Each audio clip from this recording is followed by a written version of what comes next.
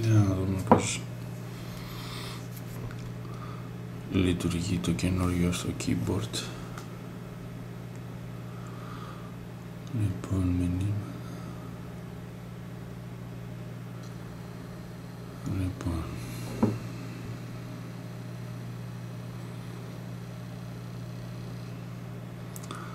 αυτό είναι το keyboard, είναι πάρα πολύ ωραίο.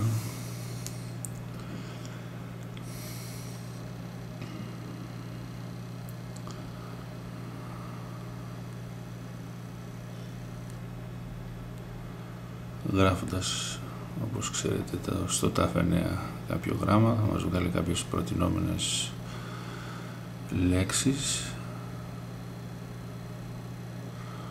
Έγραψα 2 γράμματα, μου έβγαλε Θεσσαλονίκης π.χ. παραδείγματος χάρη τώρα. Εντάξει. Άλλη λέξη, πάλι 3 γράμματα, μου έβγαλε 3 επιλογές. Και επιλέγω αυτό το οποίο εγώ θέλω. Αυτά είναι ελληνικά. Πατώντας το shift γίνονται κεφαλαία μικρά ελληνικά από μικρά κεφαλαία. Από εδώ έχουμε επιλογή για να αλλάξουμε αν θέλουμε γλώσσα μέσα από το touch keyboard, επιλογές από ελληνικά, πάμε αγγλικά. Αυτό είναι για κάποιες ρυθμίσεις του TAF9 αλλά και για να το απενεργοποιήσουμε. Εδώ έχουμε αγγλικά όπως D, E, μας έβγαλε τη λέξη development.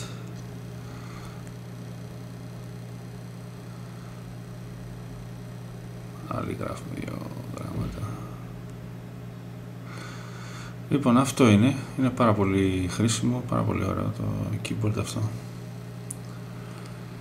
Πιστεύω ότι αξίζει τον κόπο το ελληνικό keyboard για όσους γράφουν ειδικά μηνύματα.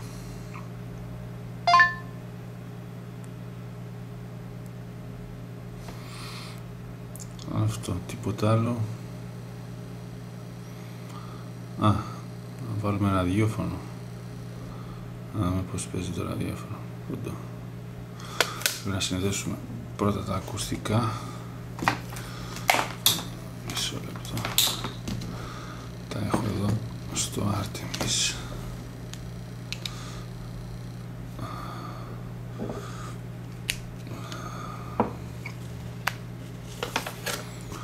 Λοιπόν, FM Radio. Λοιπόν, δεν το έχω ξανανοίξει, είναι η πρώτη φορά τώρα εδώ. Μάλιστα, κάνει αναζήτηση. Φαντάζομαι κάποιο σταθμό. Βρήκε, κάτσε να το βάλουμε από το αναπαραγωγή. Από το ηχείο. Αυτό είναι. Εντάξει, όπως και στο Artemis, ξέρετε, είναι λίγο διαφορετικό το interface του.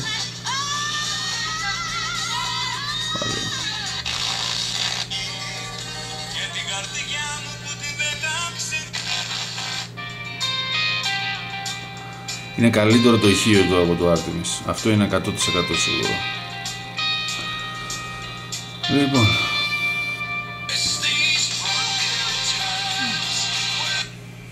ακουστικά, ηχείο,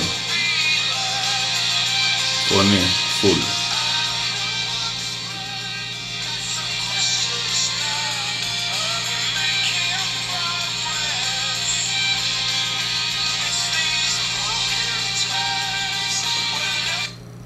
Τέλος.